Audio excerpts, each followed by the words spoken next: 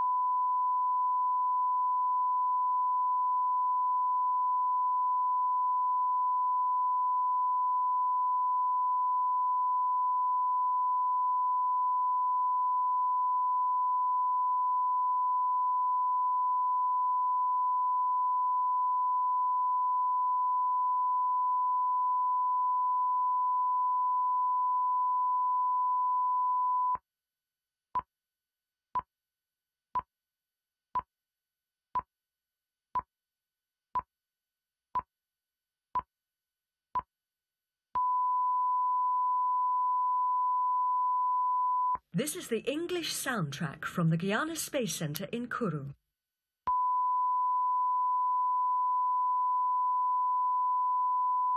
This is the English soundtrack from the Guyana Space Center in Kourou.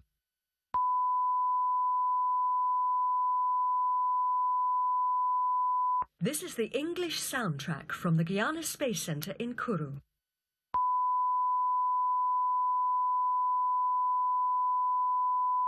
This is the English soundtrack from the Guyana Space Center in Kourou.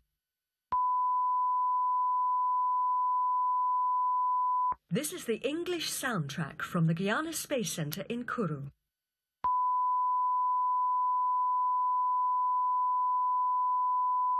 This is the English soundtrack from the Guyana Space Center in Kourou.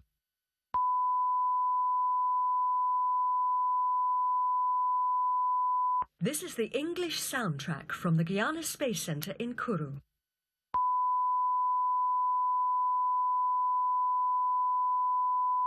This is the English soundtrack from the Guyana Space Center in Kourou.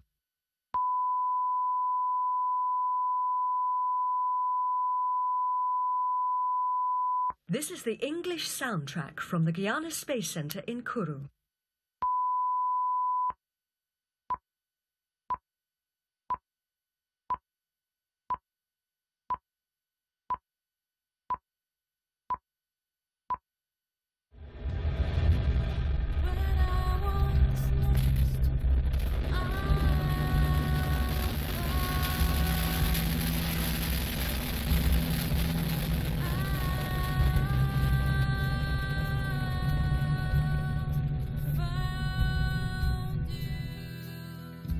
This is the English soundtrack from the Guyana Space Center in Kourou.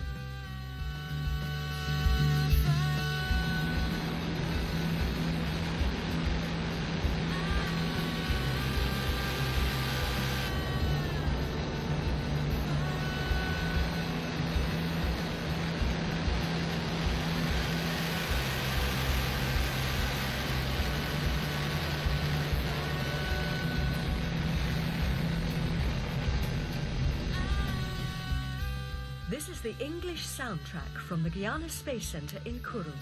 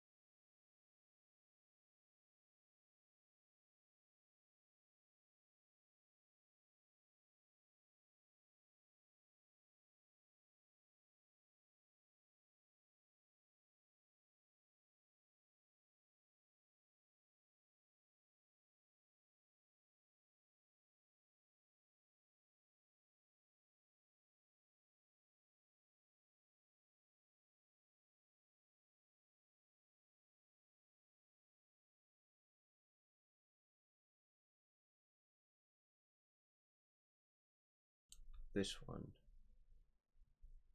This is to go back. Shit. Okay, welcome back. Let's pretend it didn't happen. Welcome back to my stream. Today we have another Soyuz, the second Soyuz of today. It is a Soyuz STB, which ST is the type of fairing they use, and B is for the second stage engine to use, because you have the Soyuz 1, or actually the Soyuz 2.1, and then you have an A and a B variant, and this time they're using the B variant, and then it's called the Soyuz ST because it has this special fairing. It's a little bit wider than what they use on the other Soyuz or Progress missions. I'm still looking at the synchronization screen from Arianespace, so I can't really show you what I'm, or show you anything. The stream is, I think, about to start in a few minutes. We have 20 minutes till launch, 22 minutes, as you can see. And yeah, it's gonna be a fairly long mission. It's gonna take over 2 hours. So what I will do is I'll be here for the launch, then I'll probably be gone after launch because there is a long coast period. I'll leave the screen on and then I'll come back when the launch actually gets to, or when the frigate upper stage actually gets to releasing the payloads. So that's the plan for today, and we're still 20 minutes, about 20 minutes out. And if you're wondering why I'm looking up, I have my my second monitor with my OBS on top, and I have the YouTube chat room here. So if you are there and you want to ask something about the Soyuz or anything else space related, go ahead. And yeah, that's for regular stream things today. So yeah, the OBS satellites are going to be positioned into an orbit which is actually right above the equator, and they're going to be at an altitude of, I can't remember, sorry, I'll pull up the press kit again so I can read it out for you. I'm not going to show it again because you can go ahead and show it, actually pull it up yourself. Yeah, they're about 7,000 kilometers, so the separation altitude will be 7,830 kilometers above the Earth. That will be in miles. Let's go.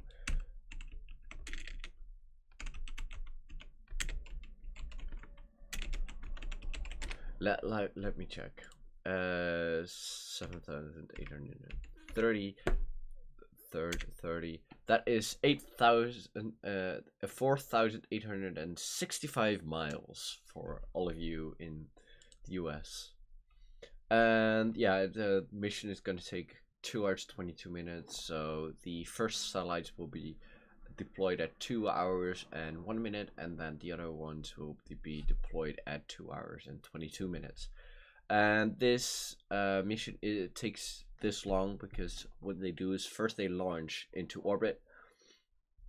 So the Soyuz drops its boosters, drops its first stage, ignites the third stage, then the third stage separates, and then the frigate upper stage goes into parking orbit first. Then a few minutes later they will ignite it again, burn for and then it will burn for around 10 minutes, and then they will shut it down. So they go from the parking orbit to the elliptical transfer orbit, and then at the top of that transfer orbit they will ignite this stage again, and then they will be in the 7,000 by, yeah, in the roughly 7,800. It's 7,800. So okay, 7,800 kilometer orbit.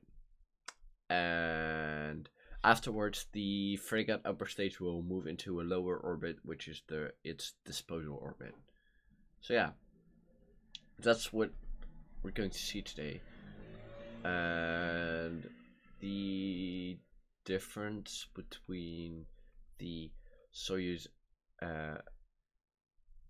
Soyuz 2.1A and 2.1B is actually the third stage engine, because the STB uses a RD-124 and the Soyuz ST or the Soyuz STA, so the Soyuz 2.1A version uses a RD-110 engine, and the RD-124 is a little bit more efficient. It has a little bit lower thrust, but it is more efficient, so it can pull up just that tiny bit more into orbit. So what you'll normally see is that low Earth orbit missions use a Soyuz-STB, and the higher missions, so the GTO missions, the MEO missions, use a STB version, because it can lift just a little bit more, and it gives them a little bit more of a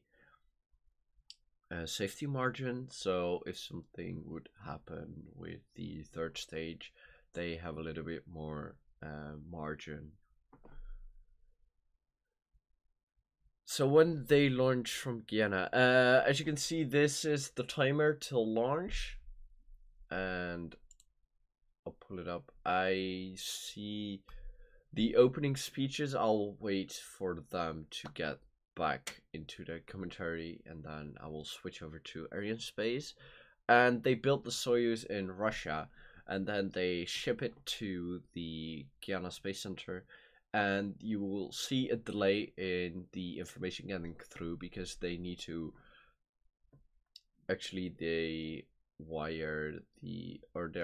get the information via Moscow.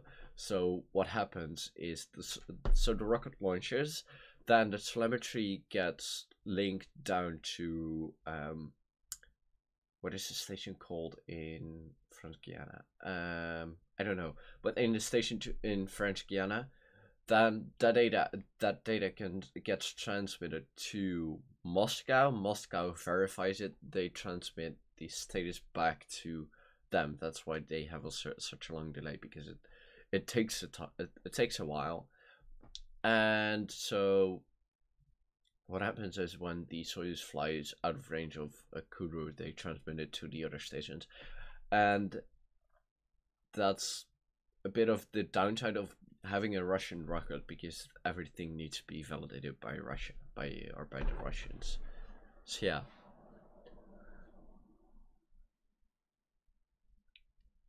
And let's see if there's some. So yeah, we had the Soyuz today. The first one launched the Progress to the ISS on a fast track launch. So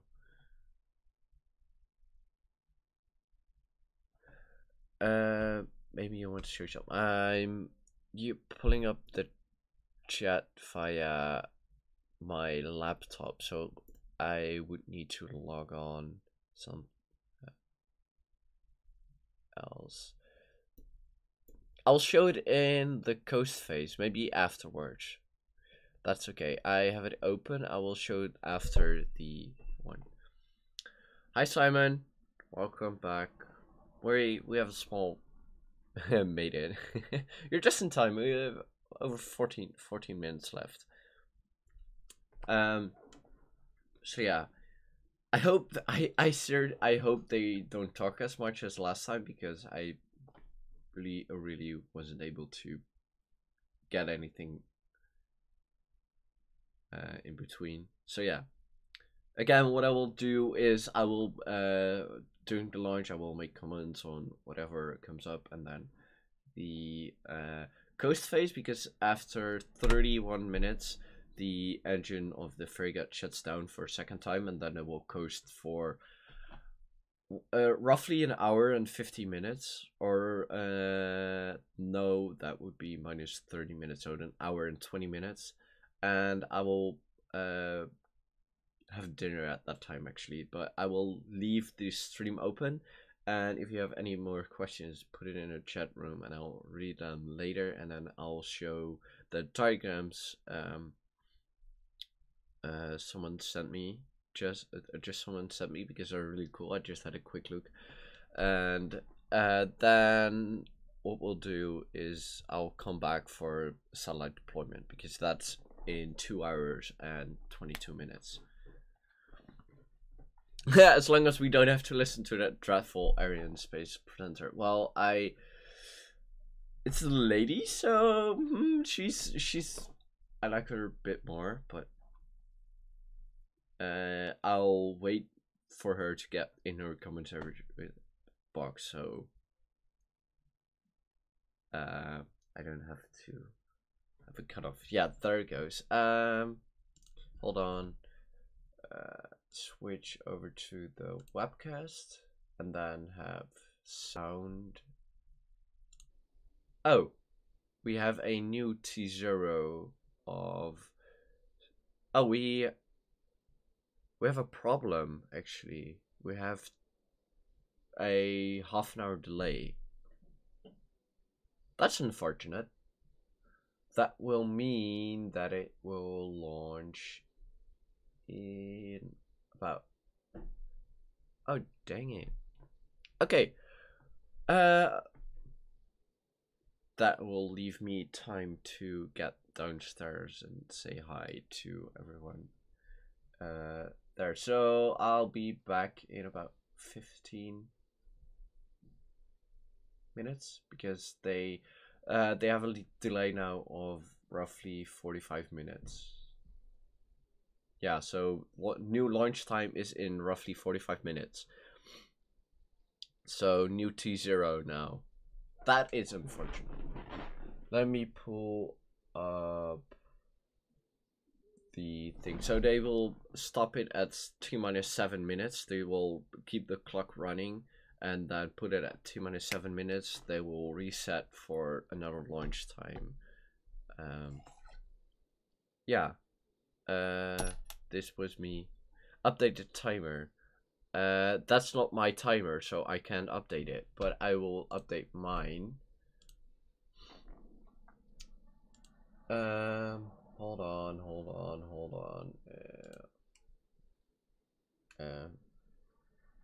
1903 37. Sorry, this is me fiddling around. It's become one of these streams again. 37. So it's 44 minutes, and I'll display my timer over that timer.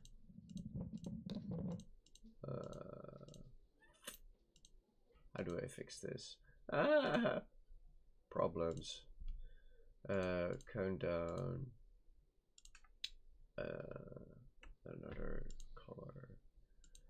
Timer square. Then countdown, have that run in here. Then the T- sign. Sorry guys, I wasn't really prepared for this to happen. It's very rare that a Soyuz has a launch delay, so this better, yes. Or they stop it at T-11. So this is the new T0. I'll remove my camera and then see you back in about 15 minutes. There it is. So see you in about 50 minutes. 15.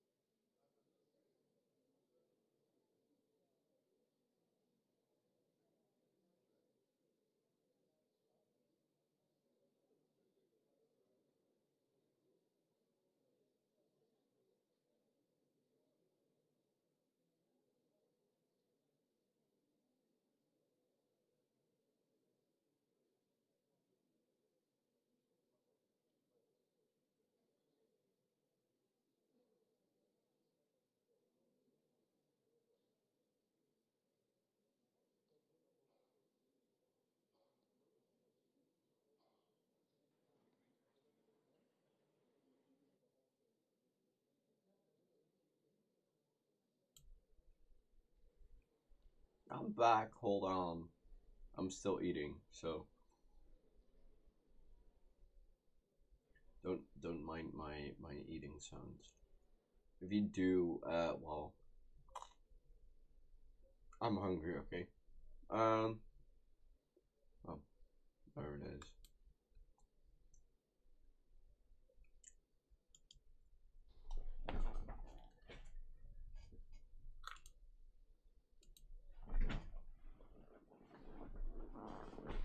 No, I haven't seen a reason for the hold.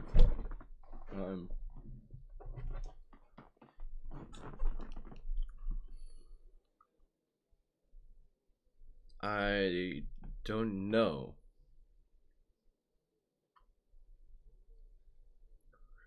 Let me check Twitter.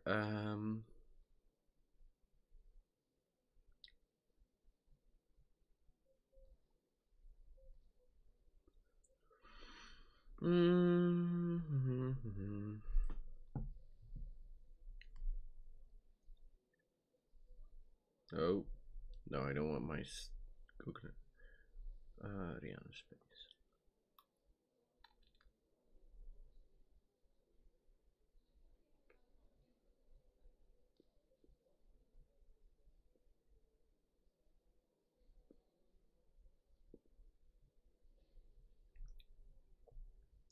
No, they didn't specify why.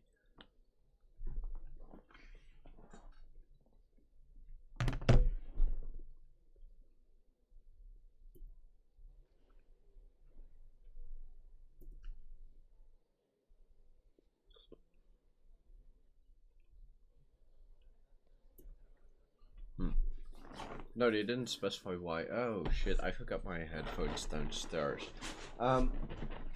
Be right back.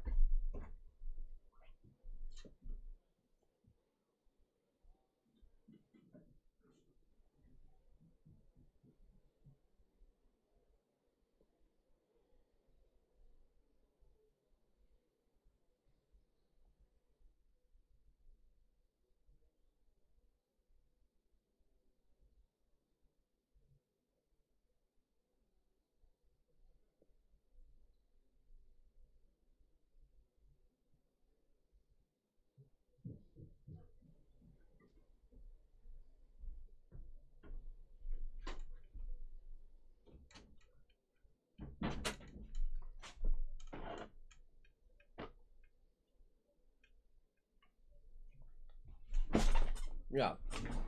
11 minutes? With us, we are live at the Arianespace Center. Let's see what she has. Edge of the Amazon rainforest, and we are here for the launch of the next 4 satellites in the O3b constellation. Satellites for SES and built by Thales Alenia Space. So we chose to take a second option for a launch time today.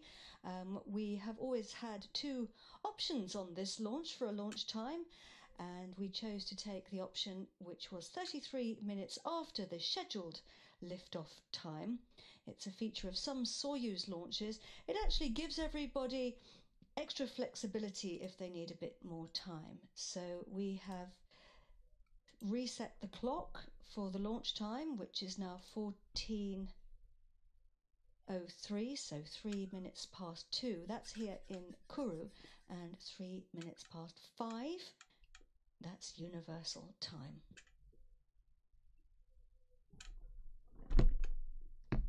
Looking here at the Jupiter Mission Control Center, the program director for Arianespace is Veronique Loisel. These are the satellite teams. You can see on the top right hand side of your screen that the clock has now restarted, and we are 10 minutes and 40 seconds to launch.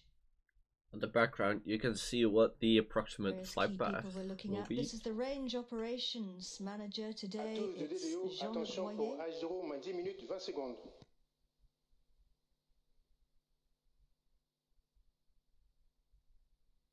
Top, début de la séquence finale lanceur. And he's just announced the beginning of the synchronized sequence, the final phase of the There we go. synchronized sequence there. And what that means is the computers are now running all the final checks. They run a very impressive list of operations. Yeah. And So the teams watching over those are close by at the Launch Control Center. And here we're looking at the Soyuz launcher on the pad. The skies have cleared a bit. It's actually looking quite nice out there. It's going to be hot. Now here we have the launch zone. We drone can see footage. from a distance with our drone flying over a number of different facilities. This is the hangar where we store the containers which have the parts of the Soyuz in them. And then to the left of that you can just see this is the Launch Control Center.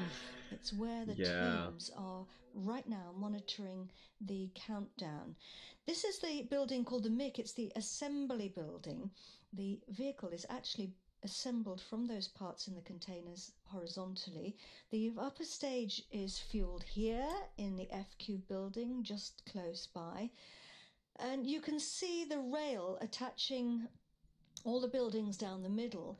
Once the launcher has been assembled, or the first 3 stages, it travels down here to the launch pad with its 4 lightning masts, and also you can see the mobile gantry there, and it's erected horizontally. or just let me do the top space. part, which is inside here, the frigate upper Thingy. stage with the satellites attached, are all mounted on top. And look at that, launcher there, standing tall. So what you see, the arms on the side that are attached to the upper part of the second stage. What the teams have been doing in the launch campaign. Hello, I'm Davy Franken and I'm the mission director for the VS-22 launch campaign. I'm responsible for the He overall is either organization of the Belgian satellite or campaign, Dutch. the interfacing with the launch vehicle and the final chronology. We are now in the final phase of this 22nd Soyuz launch campaign from Kourou for the 5th batch of O3b satellites. The satellite campaign started on the 2nd of February when the 4 satellites arrived at the Félix Éboué airport in an Ilyushin aircraft.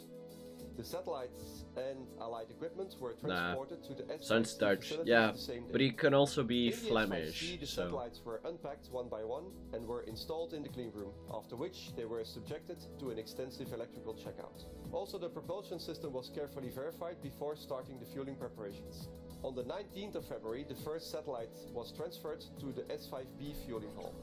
After by the way, I'm finalization gonna of the try fueling and do a preparations, bit the of satellite was filled Ariane with 5 hydrogen, then pressurized and rocket finally talk integrated on a dedicated this instrument. weekend, so The next 3 satellites followed the hopefully same process I'll in the get it following done weeks. in time.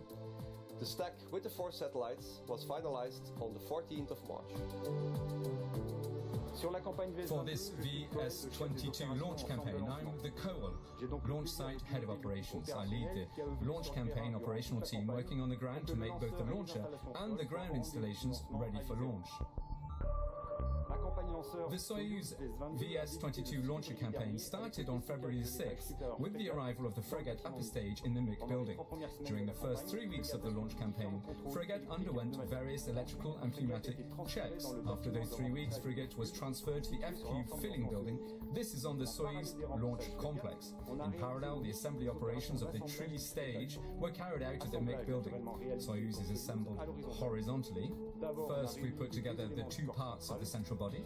Then, we assembled around the central body the 4 boosters. These give Soyuz its characteristic, highly aerodynamic silhouette. Finally, we assembled the third Highly stage, or the central aerodynamic. core, using sockets thanks to the lattice.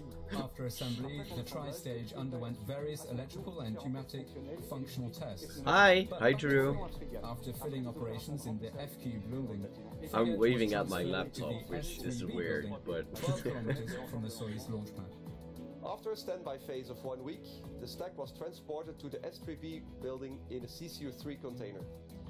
On the 26th of March, the dispenser with the 4 satellites was integrated onto the frigates. The day after, the clients performed their internal dress rehearsal and the final functional verifications before the encapsulation. The fairing was integrated on the 28th of March, which completed the upper composites. D-3 is the first of the 4 days of the countdown phase, where the tri-stage and the upper composite are transferred to the launch pad. Early in the morning, the tri-stage is rolled out to the launch zone, then put in vertical position thanks to the erector railcar. In the afternoon, the upper composite reaches the Soyuz launch zone after a trip of around an hour and a half from the O3b. So, in the evening, the upper composite is hoisted into the mobile gantry, 27 meters high, to be assembled on the tri-stage. With the Soyuz launcher completely integrated, the different teams performed the general dress rehearsal. The launch readiness review has been held yesterday, and a green light has been given to start the final chronology. We are go for launch. So, and the tri-stage, it's often called, or the three-stage, actually means those first three parts, so the boosters, the first stage and the second stage, taking us all the way up to the fairing up there at the top. That's the part that gets us away from our planet. Looking here at the Jupiter Mission Control Center, and here are the teams inside the control center.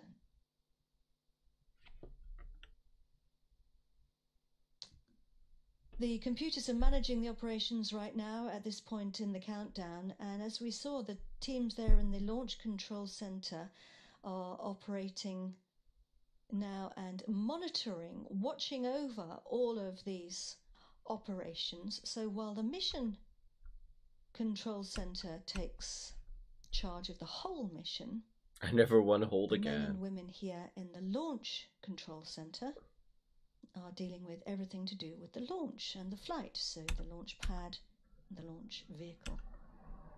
Various different teams in here. Ha! Okay, I'm gonna do this. Otherwise, I never get to talk. Yeah, the so the launch control, or the people that check everything up to the launch, they start their job really early, because even before fueling they have checks that need to happen, and then they need to do that, and then electrical check if the whole rocket is performed of this of the upper stage of the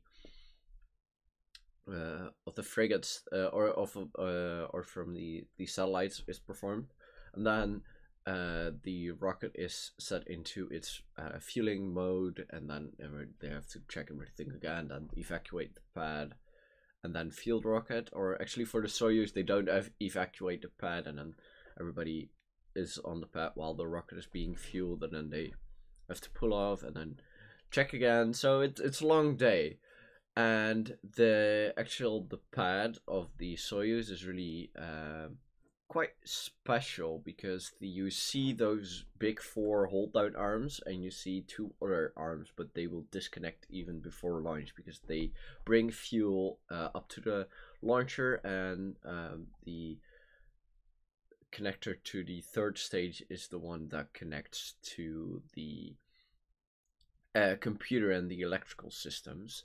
So they will pull away, and then there are actually 4 black hold down arms that are actually positioned upside down, so they're like these big blue arms, but then upside down, and they actually hold the rocket down when it is launching, because when it is launching, the force of the rocket pushing up is enough to open the 4 arms, but you don't want that to happen. So what they have is they have 4 arms that go like this and hold the rocket down, and there are also electrical connections to the boosters in the core stage there, and then they ignite it, they release those and fall away, and I'll unmute it. Arianespace Center, we're 40 seconds to launch. Soyuz switching to onboard power. There it goes, first disconnect. And then you will see the second disconnect in a few seconds. At 16 seconds they ignite the stage, throttle up to 40%, and then at few seconds, they... Lagage de main VKM. Allumage triétage. There goes ignition. Pour le décompte final. And then 40% thrust. 8, 7, 6, 5, 4, 3, Full thrust and go. 1. Top. Décollage UVS. Woo! Lift off. Beautiful. Again, another beautiful launch. Woo! There we go. Hopefully we can we get to see the separation of the boosters.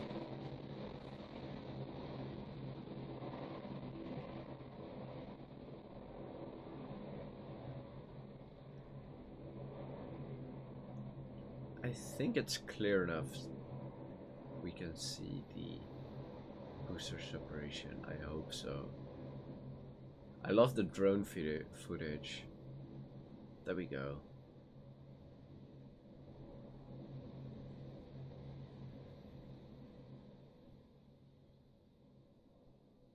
La propulsion est nominale. We are off. The next 4 satellites in the O3b constellation have started their journey. Our cameras following the launcher there as she lifted off from the pad here. Max Q should be around now. Rainforest. Oh, those images are so Is pretty. going according to plan. It's like it looks like CGI. It looks so real. Or it looks fake, but it is real. Those 4 boosters are doing all the work right now. They're hauling us away from the gravity of our planet. They burn for a couple of minutes, but that's enough to get us away from the pull of Earth. La propulsion est nominale. They're switching over to the CGI. Yeah. Nominal means normal. Bottom left-hand side of the screen. 37 kilometers above the Earth right now and climbing. This is the scheduled moment for the boosters to be jettisoned. And that's what it looks like up there. Cameras on a previous launch. And as I said, twist and turn, that's all planned. Séparation des boosters. And that's been confirmed. We have separated our boosters, and I can hear the sound of the Soyuz here now over the Mission Control Center, which is about 20 kilometers from the pad. It takes a while for the sound to get to us. So that's why I said it takes a while before they get confirmation. On the top right-hand side, the planned trajectory is the yellow curve, and the cross is the actual position of the launch vehicle. You can see that we're climbing. Our distance in the middle of the bottom of the screen is the distance from the pad if you were to draw a straight line from the pad to the position where the launcher is. And then our speed on the bottom right. Speed on the bottom right is our speed per second, kilometers per second. We're traveling at 2.19 kilometers per second.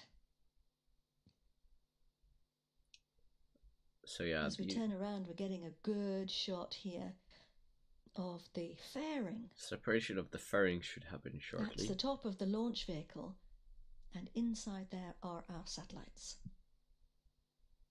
It's climbing, yeah. It's protecting us from the rigors of the launch. Quite steep. Various things. Looking at the trajectory. Sound at liftoff, the acoustic vibrations at liftoff. Don't think you need me to tell you how loud that is. It is over time. I think. No, telling us the damage launch distance. vehicle is stable. And also, of course, friction, because if you look at the bottom right-hand side of the left-hand side of the screen, we are now 120 kilometers above Earth. Until now, we've been flying through the separation dense of the fairing atmosphere, but we no longer have friction because we are in space. So we can jettison our fairing. Séparation de la coiffe. So that's now been confirmed. We have jettisoned the fairing, and we can see our satellites for the first exciting times, yeah. The 4 O3b satellites at the front, attached to their special dispenser. And in the middle, can you see a gap between the third stage and the second stage? Well, that's there on purpose with the lattice area. That's because Soyuz uses what's called a hot stage technique. it Les paramètres switches, sont nominaux. it switches on the engine of the third stage while the second stage is still burning, and that allows the evacuation.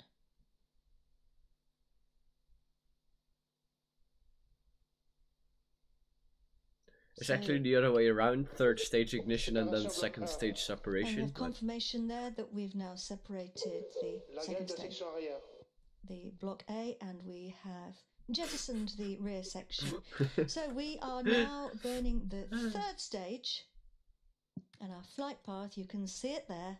We're travelling along the equator, so we've we should lifted off from have the pad. The acquisition of Galileo signal is the in tracking Natal. station here at the Arianespace Centre, and the next one to pick us up will be the Natal tracking station.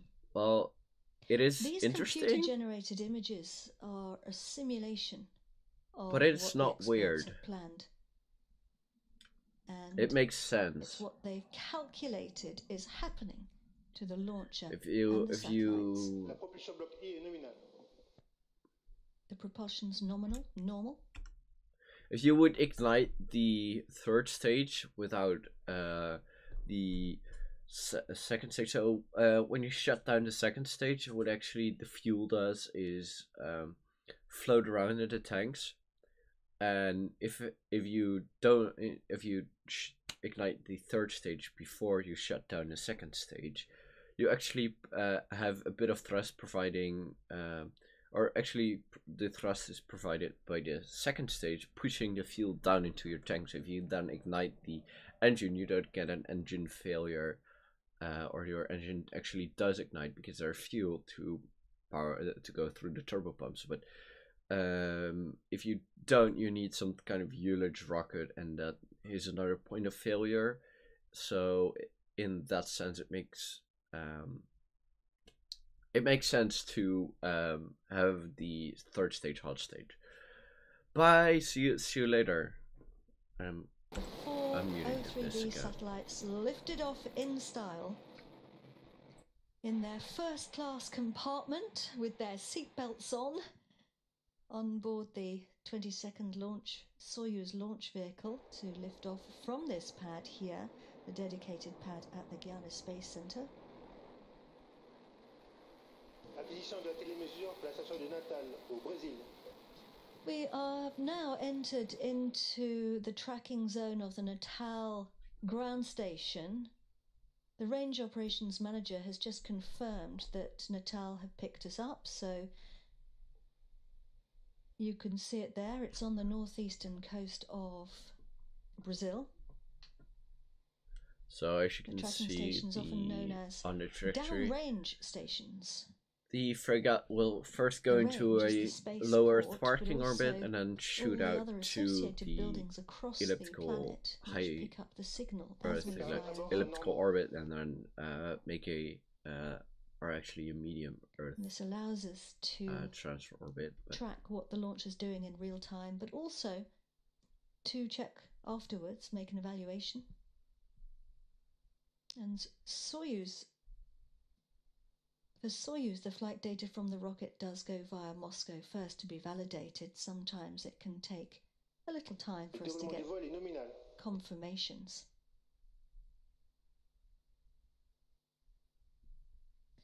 But we're seeing key moments happening at the scheduled time.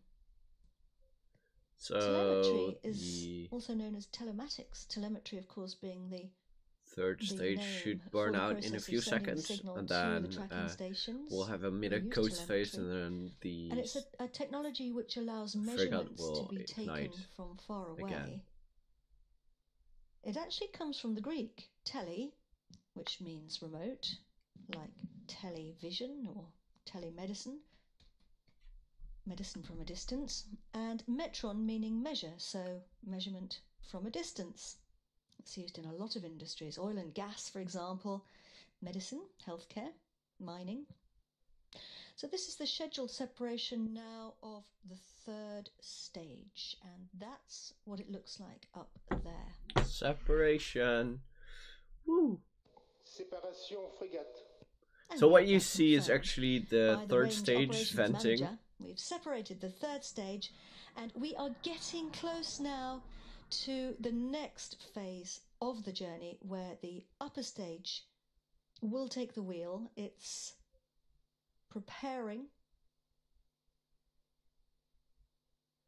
So the third stage, after separation, it opens the valve in the liquid oxygen tank, and then what it does is flip away from the whatever the payload is. So it flips, it goes into a spin, a controlled spin, and it also automatically detanks the third stage fuel tank. So back against the seat. there we go. This is the scheduled time then for Frigate to switch its engine on for the first burn. Its job being to deliver our satellites to their drop-off point in space. Premier allumage frégate. So we're going to find out more now about our 4 satellites. I'm Véronique Loisel, and I'm the Program Director at Arianespace. For this program, my work mainly consists in interfacing with our customer, SES, for all subjects linked to technical matters, but also contractual, communication, financial, insurance, and legal aspects. Our job is to respond at best at our customers' requests. This launch comes after the 4 first Soyuz-STB launches dedicated to the deployment of O3b constellation, successfully performed also from French Guiana since June 2013.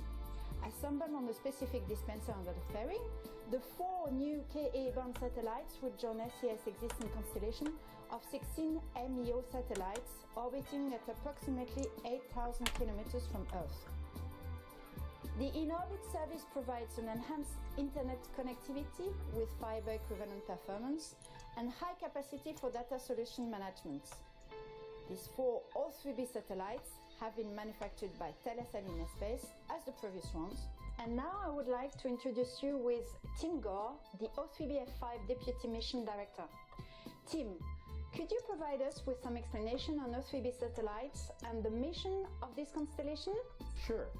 As the only operationally and commercially proven non-geostationary satellite orbit broadband constellation, the O3b MEO system has been successful since its first launch in 2013. The unique high-throughput O3b constellation has been imperative in helping SES achieve its bold vision of changing lives by connecting people. Its proven impact can be felt by customers operating in nearly 50 countries today. Located 8,000 kilometers from the Earth, the O3b MEO constellation is the only low-latency fiber-like connectivity provider for fixed data, mobility, and government markets. Seamless capability of the constellation means that the additional satellites will enhance coverage across the globe and enable SES networks to provide greater service availability and reliability to cater to the increasing demand for networked applications in the government, telecom, cloud, maritime, and energy markets. The 4 satellites launched today are the last batch of O3b satellites to join our first-generation MEO fleet. It also marks the transition to our next-gen MEO system, the highly anticipated launch of O3b mPOWER in 2021. And once in service, O3b mPOWER will transform the market yet again. Thank you for this explanation, Tim. We will see us again slightly before the first spacecraft separation. Great. Looking forward to it. And now I would like to take the opportunity to thank Thales Arianespace for their great job, for their excellent work during the complete program.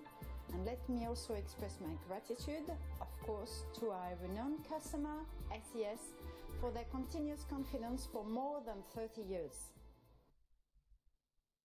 Indeed. And during that film, we were scheduled to pick up the signal at the tracking station in Ascension Island, which is a volcanic outcrop in the middle of the Atlantic Ocean. We're heading out across the pond towards the west coast of Africa.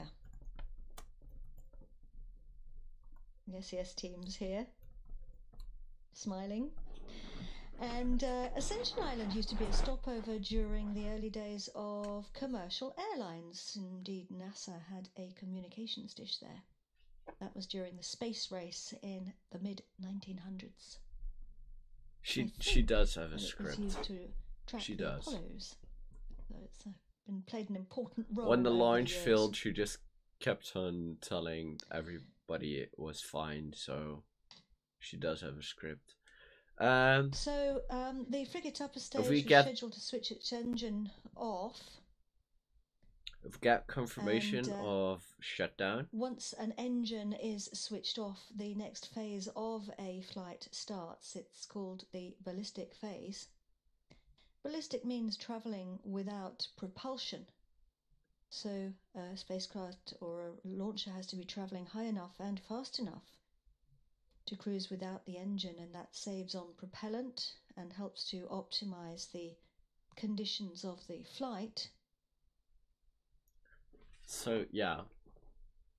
O3b switched on services in September 2014. We have 2 ways and since then, the constellation has grown from strength to strength. Battery near end. There's an empty camera in there. I think it's funny. In 2009, SES's investment in the O3b Medium Earth Orbit, or MEO constellation, marked a new venture into non-geostationary satellites. This pioneering move disrupted the traditional satellite market and established SES's vision to connect the underserved on a global scale. Vision became reality in 2013 with the first MEO satellites launch. And here today in the jungles of French Guiana, we launched O3b. For the last few years, our life at O3b has been about building stuff. From today, that all changes. From today, our business is about our customer's company, and we aspire to be the team that you choose to work with. Ever since, the O3b constellation has delivered against its bold vision. Today, the O3b system delivers to nearly 50 countries around the world. And now if you go to the DRC or to South Sudan or to Chad or to the Amazon or large parts of the Pacific, what you see is people connected to the internet, connected to the world's marketplace and the world's universities, connected to the world's health systems. We've had a dramatic impact. The Prime Minister in his speech yesterday made the comment that APEC was the most important thing that's happened in PNG in the years since independence in 1975. We had the responsibility to ensure that we were able to provide seamless connectivity to the visiting leaders, the media. We basically needed a turnkey solution: supply, install, commission, and then support through APEC, and we got all of those things from SES. On a utilisé la DSL, on s'est rabattu aussi sur la 3G parfois pour pouvoir nous soulager, mais bon, la connexion n'était pas toujours satisfaisante à notre goût. Alors avec cette station qui a été installée sur le territoire régional, nous avons un service qui a une qualité sincèrement irréprochable. Avec cette station O3b, cet outil qui vient s'ajouter donc à tout l'arsenal juridique qu'on a et tout, va nous permettre bien sûr de chercher des plateformes pour une e-gouvernance au niveau de la région. Gracias a la solución que implementamos de O3b MEO, pues Entel hoy en día brinda a todos sus usuarios 4G en su red.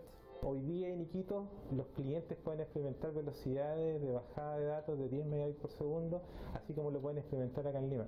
SES, as partners, they cover 99% of the world's population with their satellite constellations, all in service to the guest, because it's all about the guest experience. The O3b system has already transformed our customers' businesses and their end users' lives. This launch is a really exciting and their other satellites are in equatorial orbit. Marks a very important point in the O3b journey. It marks the last 4 satellites in the first generation system of O3b, but it's also a massive introduction to the next generation O3b Empower, where we've taken the proven aspects of O3b and we've scaled it ridiculously to bring that same capability, affordable, plentiful bandwidth any place on the planet. With O3b Empower, we are now taking this proven model to the next level.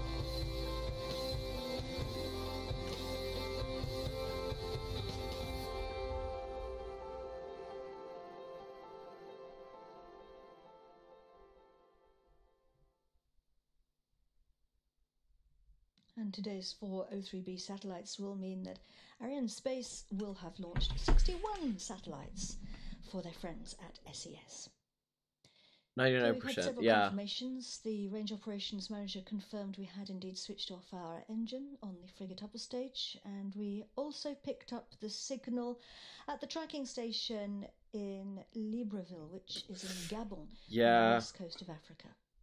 But on the other hand, this is already Western launched, Central and Africa, Starlink in still fact, needs to apparently be launched. in the port city on the Como River, which is near the Gulf of Guinea. And I believe that the tracking station has been there since 1994. Apparently the German Space Agency set up there. So, the O3b satellites have clever technology.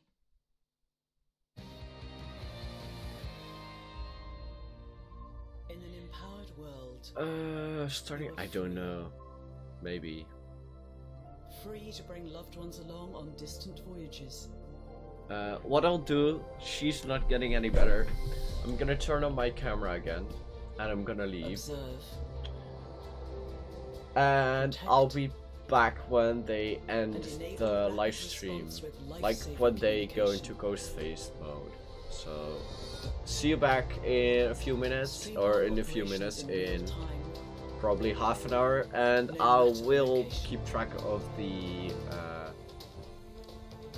chat room. So bring cloud services and content to new uncharted markets.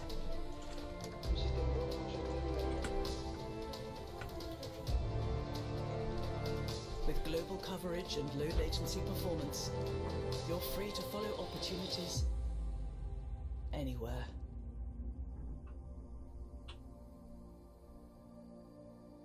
O3b Empower, engineering freedom. Début des manœuvres d'orientation avant le deuxième allumage frégate. So the Range Operations Manager is telling us that everything's going normally. We have now started the next maneuver. Frigate is getting ready to switch its engine back on again. So this is pre-burn number 2. And it will be giving another burst of acceleration. It uses small thrusters from the attitude control system to push those fluids back into the tanks.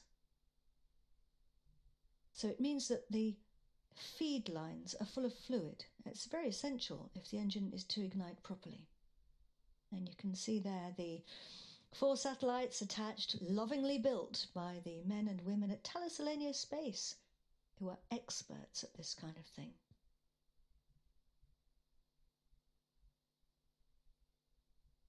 Trajectory top right hand side, we climbed steeply into space and plateaued out a bit.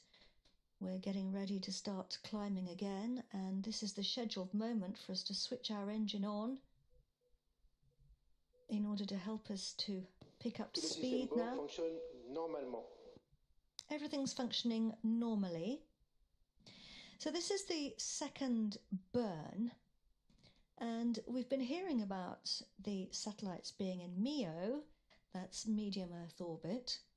But for anybody who's not very familiar with the different types of orbit, I thought we might have a little chat about them. So there's 3 primary types of orbit, and there's others as well, but these are the main ones. There's low Earth orbit, medium Earth orbit, and geostationary orbit. So low Earth orbit is closest to the planet. It's up to about 2,000 kilometers approximately, and often weather satellites or Earth observation satellites are in this orbit, and the International Space Station as well, which is why they get such great images of our planet. There's the Arianespace team here, Rémi Letuc. They've done some great work building these satellites, which are highly sophisticated. And Robert Carpentier from Arianespace. So at the opposite extreme is geostationary orbits, and these guys and girls at Arianespace are expert in building all these kinds of satellites for all these different kinds of orbits. And geostationary orbit is 36,000 kilometers above the Earth.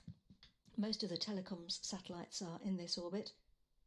It's 1/10 of the way to the moon, so it's a long way away.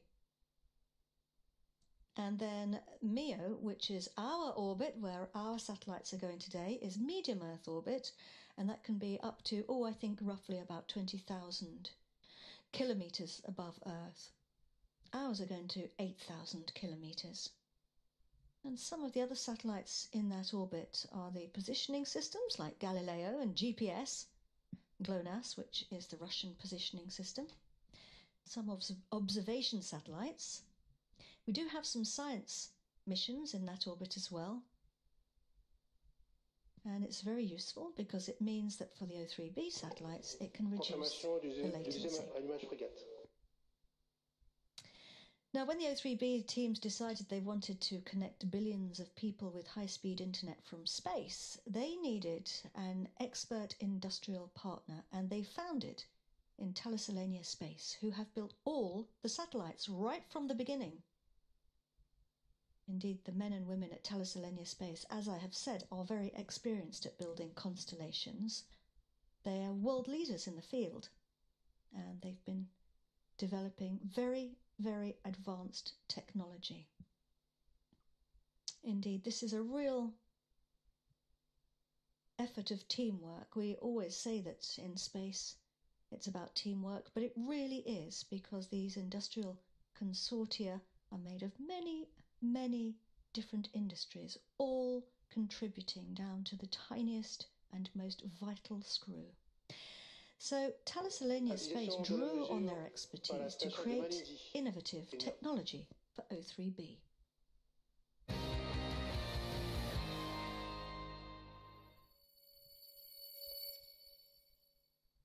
The O3b journey started back in 2013, paving the way for broadband constellations. It's only now, 9 years later, that we fully realize what a decisive moment the O3b constellation journey represented for the whole satellite industry.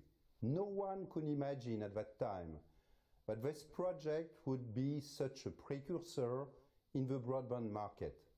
Thales Arianespace is so proud of being part of the O3b exciting project from the very beginning. The launch of this 5th batch will augment the constellation, and these 4 new satellites will provide even more capacity, flexibility, and reliability to O3b's customers. At Thales Arianespace, we are delighted of our outstanding partnership with O3b teams, and we value the special relationship we have developed over the years. This resulted in a high-performance satellites constellation offering communications and internet connectivity services at a fiber-like speed across the globe. I am convinced that this joint amazing journey will continue in the future. Today is important for all of us, and most of all for SES networks, who are continually expanding their business. My congratulations to all my teams for their enthusiasm and great job during these years, and my warmest thanks to SES for their continuous confidence in Thales Arianespace. We're being tracked at the moment by the Malindi tracking station on the east coast of Africa. And after today, Arianespace will have launched 159 satellites built by Thales Arianespace. Just under half of those for constellations. And there are 7 more in the order book, so that means there are 7 more Thales Arianespace satellites to be launched with Arianespace. So yes, I was just saying Malindi on the east coast of Africa. So our flight path's taking us out now towards Southeast Asia, so we should have been heading out across the Indian Ocean now. And it's going to take us over some very beautiful islands, the Seychelles and the Maldives, and down across Indonesia, Papua New Guinea, out across the South Pacific, and then back towards the northwest coast of South America. We will have done a lap. O3b really is a truly pioneering project They've broken the mold. Broken the mold in many ways, and he was just telling us that all the systems on board are functioning normally, so that's good to hear. Just top right hand side of your screen you can see we're really climbing into space now. Look at our altitude going up. We've travelled nearly 11,000 kilometres across the planet if we were travelling on, as the crow flies, on Earth. And our speed has really picked up. We're coming up to 9 kilometres per second. Well, at the moment, 38, 39. And you can see our flight path on the right-hand side of the screen. There we are, heading out across the equator. We often take broadband for granted, don't we? I don't know about you. A lot of people sort of don't realise that, of course, broadband it's a real privilege. And now that privilege is extending to people living in the equatorial regions thanks to the O3b satellites, which have delivered high-speed broadband to many, many people who would not have had it otherwise. And Arianespace, I have to say, I think I speak for them when I say that they're really delighted to play a role in helping to reduce that digital divide and launching all of the satellites in the constellation.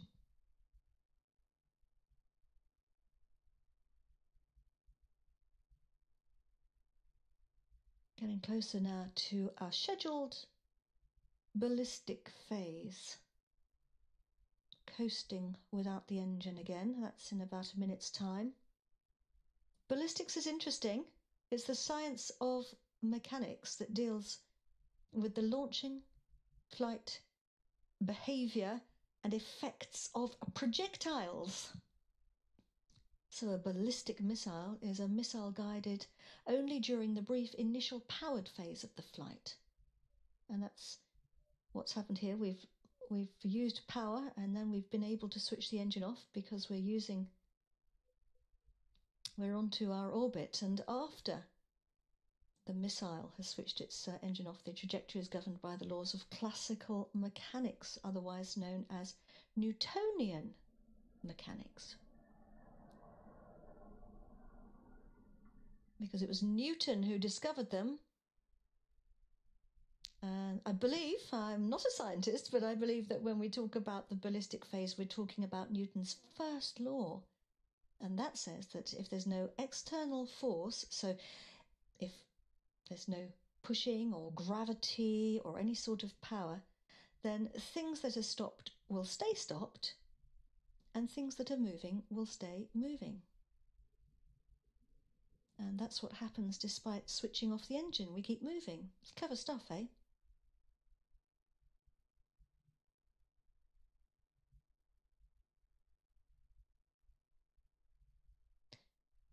Really climbing into space now.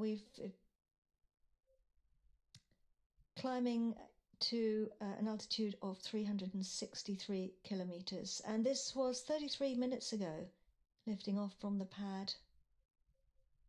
Saw the swing arms push away.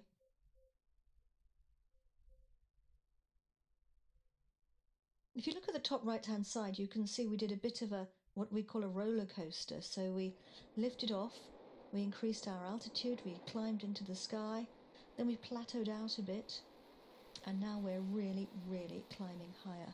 What actually happened was we ended up flying a little bit closer to Earth, which is why we dropped our altitude, in order to get onto the correct orbit. And we'll see later how that works, because we are on an elliptical orbit at the moment. That's an orbit the shape of an egg.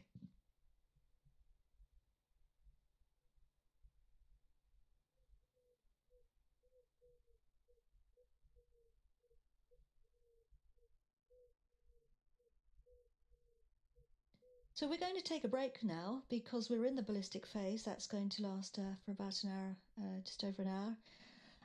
And we will be coming back to you in just over an hour to pick up our show. And we shall see you back here